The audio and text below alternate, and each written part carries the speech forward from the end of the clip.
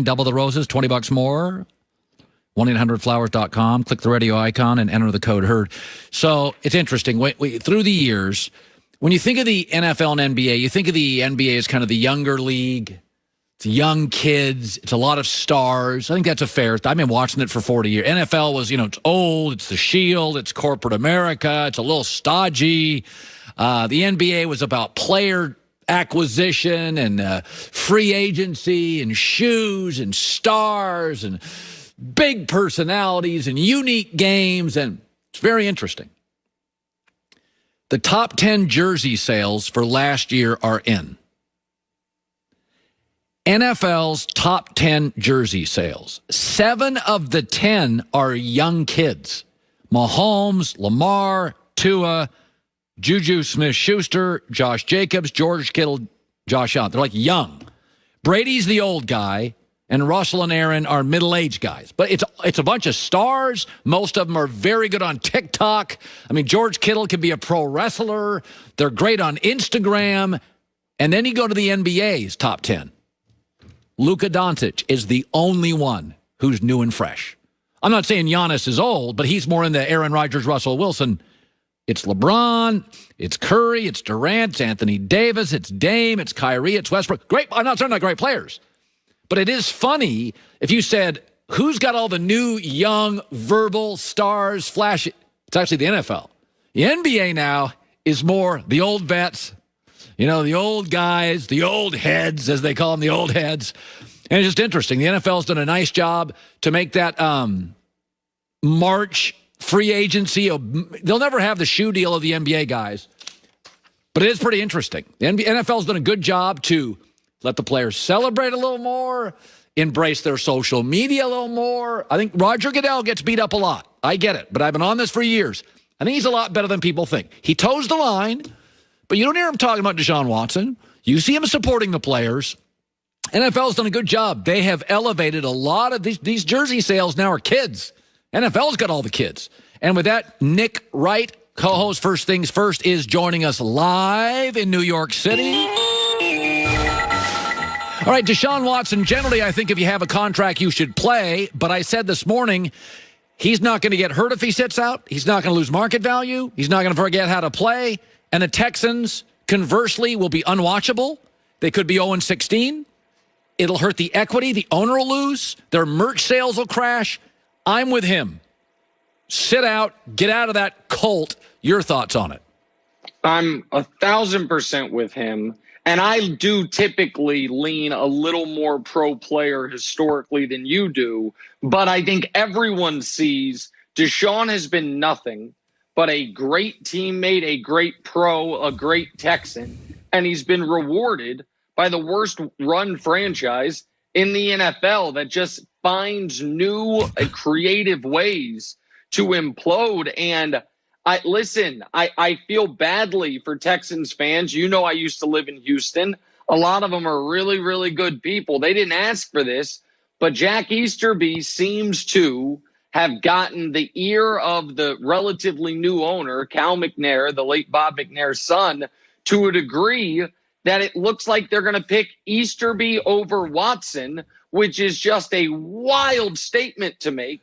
But they decided that DeAndre Hopkins was worth a second-round pick and an overpaid running back. So this has been a poorly run franchise since its inception, Colin. It is amazing to think that 385 days ago, they were up 24-0 on the Kansas City Chiefs, and how far they have in the playoffs, and how far the franchise has fallen in just over a year. So Tom Brady, this was pretty remarkable, has 7-8 bedrooms and 22,000 square feet. That wasn't enough. He needed complete isolation. His family's giving him 12 days off. He has not seen them for 6, and they won't be back until another 6. Has there ever been anybody this dedicated in your life? Well, I mean, one could argue I'm talking to him because I feel like Tom is taken out of your playbook. If I'm not mistaken, about half of the football weekends a year, You tell your wife, go to one of our many other properties. I need this whole thing to myself. I talk to you almost every Sunday. I'm like, where's Ann? You're like, oh, no, she left. I had to drill down on these takes. But it is. Here's what I'll give Brady massive credit for. The guys who have done it incredibly long periods of time in other sports, near the end of their run, while I don't think their dedication wanes, they show some outside interest. Like even LeBron, he's still the best player in the world, but just being great at basketball isn't enough to satiate his appetite, right? So he's making movies, he's making television shows, he's getting involved in social justice. The guys we have seen play the longest, we have seen them start to dabble in other things. Brady doesn't. Brady's got the TB12 stuff, which is part of him playing so long, and does not seem to have any outside interests, which I think is what allows him to stay this dedicated and this sharp. And it's one of the most remarkable things about him, I think. Listen, the Niners wanted Matt Stafford and the Rams wanted him. And we thought the Rams were trapped. But they had a healthy former number one pick who, by the way, has had some nice games in his career, and so we thought the Rams were trapped. But the Niners wanted him, and they couldn't get him, because my question today is, what's Garoppolo's trade value? He's been slightly better than average, and he's always hurt. And so my takeaway is, I always liked Garoppolo, but I am wondering now, in the last 4 years, he's missed 23 starts. You tell me, are the Niners trapped with him? Yeah, they have the worst quarterback in the division now. And that's the worst. Whenever you do like a preseason prognostication, always ask yourself this: does this team have the worst quarterback in the division? In which, if they do, they're drawing dead. If you looked at it this year, now retroactively, 7 of the 8 teams that had the worst quarterback in their division either finished last or second to last in that division. The only one that made the playoffs was the Bears, and they barely made the playoffs. In the playoffs, they were embarrassed, right? So Russell Wilson is obviously better than him. I would argue Kyler is better than him. And I think Stafford is at least potentially better than him. I like Stafford more, even though Stafford doesn't have the big game experience. Niner fans get hung up on, if you say you can't win a Super Bowl with him, they say we were in the Super Bowl with the lead. You could have won a Super Bowl with him. But that was the perfect storm. You still had Buckner. You had the greatest defense in the world. Saleh was still there. You had more weapons. The only way you can win a Super Bowl with Jimmy Garoppolo is a time machine to replay that fourth quarter. And I think the Niners are smart enough. They don't want to make the same mistake. And he's not Blake Bortles. I'm not arguing he's Blake Bortles. But the Jags made a mistake. Can you make a Super Bowl with Blake Bortles? Well, we had a fourth quarter lead in the AFC Championship game with Blake Bortles. So why can't we? Because you can't. That was your one chance, and you didn't hit on it. You can't. So I understand why they would want to move off him. Finally, player rank. You do these pyramid things. They're fascinating. Yeah. I'm into them. You go all in. I know the time you put into these things. And so Pro Football Focus and the Herd Football Focus, a new company, we believe... Oh, second new company. Yeah. We believe big stuff. The Chiefs have top 5 or 6 players outside of Brady, but it's all Chiefs. But both of us believe you get to about 7 on, and it's mostly Buccaneer players. Agree or disagree? Yeah. No, I think that's right.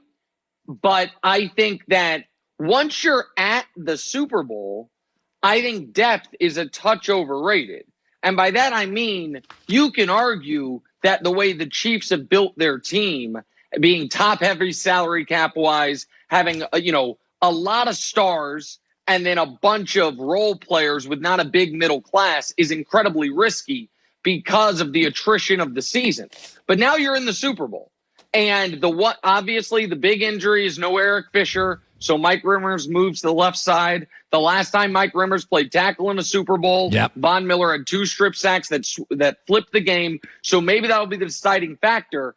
But I don't think it's a problem that the Bucs have, more depth of roster and more B and B plus players, because the Super Bowl should be determined by the A plus players. And there are 3 A plus players in this game, A triple plus, and they all play for the Chiefs. Mahomes, Hill, Kelsey. I think that'll determine it. And since you said that was the last one, I know we have to go. Congrats on everything this week, Colin, with the volume. I know how hard you've been working at it for a very long time. I'm so happy for you. Congratulations, man. All right, thanks, buddy. I do agree with him there. I do think the three best players, A+. I think Brady's great, but in terms of athletically matchup problems, Tyreek Hill's the world's fastest football player. Travis Kelce is virtually uncoverable, and Mahomes is ridiculous. And I do think that. I go back to this on the Chiefs. I'm trying to talk myself into Brady winning, right? There's part of me thinking, okay. I can't get past this. The Buffalo Bills were on fire. And the Chiefs outscored them in that game at one point.